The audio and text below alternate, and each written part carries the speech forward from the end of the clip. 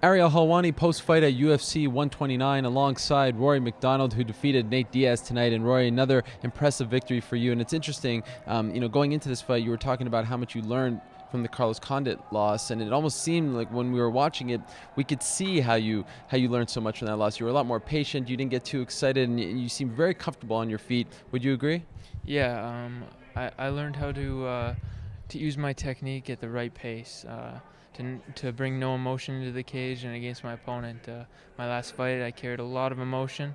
I got very psyched out because of the crowd and the energy that was in the building, and I didn't let that happen tonight, even with double and more fans. I kept a level head and throughout the whole fight. As the fight went on, you dominated him more and more. Were you expecting the fight to be that one-sided?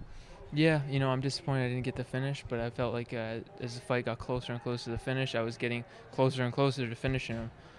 Obviously, he's very tough, and I couldn't get the finish, but it doesn't always happen, not at this level. Well, you had a few highlight reel moments there, especially in the third round with the three suplexes, and you were throwing them around like a rag doll. Have you been working on that? I mean, you look a lot stronger than maybe some of your earlier UFC fights, but you were overpowering him out there. I feel like I'm a very strong, explosive athlete. I've done a lot of work in the last 10 months with my coach John Chaberg in strength and conditioning field.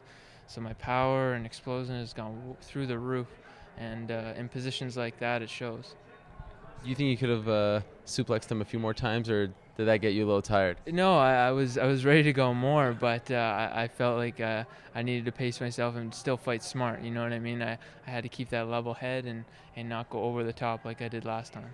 He's a guy who's fought at 155 as well. Considering how much you overpowered him, do you think he would probably be better going down to 155? Probably, like the strength difference is pretty noticeable when I was in there. He has very good technique, but at the higher end, when you're in UFC, it's so hard to fight bigger guys because everyone's so well rounded and so much great skill. So it's probably better for him to go to 155. But who am I to say? It's his choice. You know what I mean? Did he talk to you in the cage? A little bit, but I can't even really remember. I was so focused on my technique.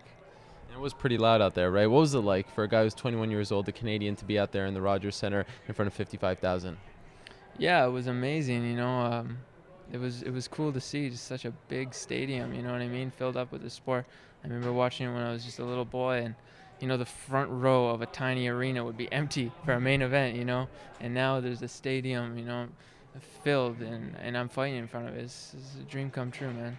Could you grasp the enormity of it all as you're walking out, or maybe even after the fight? Did you take a second to soak it all in? After the fight, yeah. Before the fight, I was so focused. I had a couple looks around, but I really didn't really even think about it.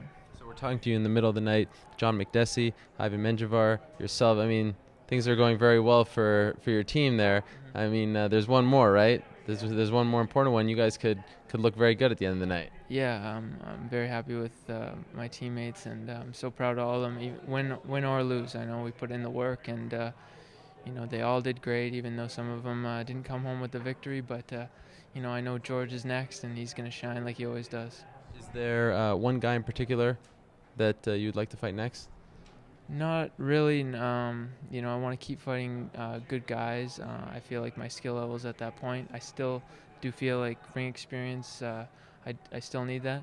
I'm still very young. I've only had 12 fights now, and a lot of the top 10 guys have had a lot more ring experience in the UFC, and there's only one way to get that is to keep fighting in the UFC. So over the next couple of years, I'm going to keep getting that, and maybe I'll get closer to the top level of the sport.